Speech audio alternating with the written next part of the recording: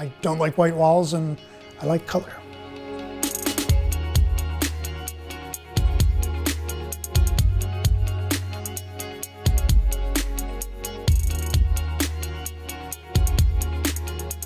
I came up with the name Flavor Paper because all of the existing wallpaper companies sounded a little bit uptight, and what I really wanted to add was visual flavor, so I decided to call it Flavor Paper.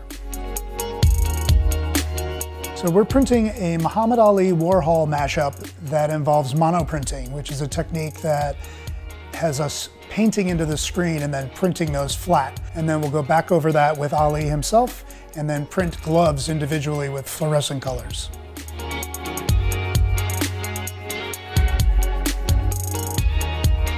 Almost all of our equipment at Flavor Paper is custom made, and so I've engineered and designed all of the equipment.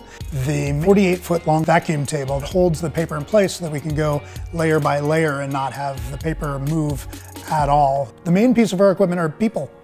So we use people with squeegees.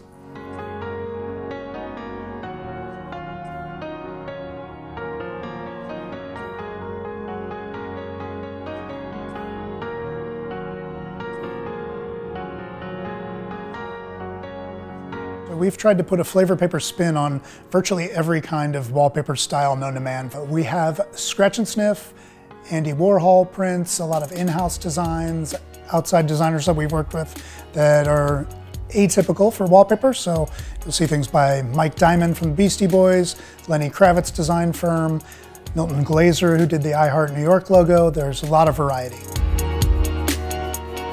One of my favorite things about Flavor Paper is seeing what it does to a person's space and seeing their reactions to that space once it's been installed. Getting videos from the children of families who buy it and seeing them naming the characters really makes it incredibly rewarding.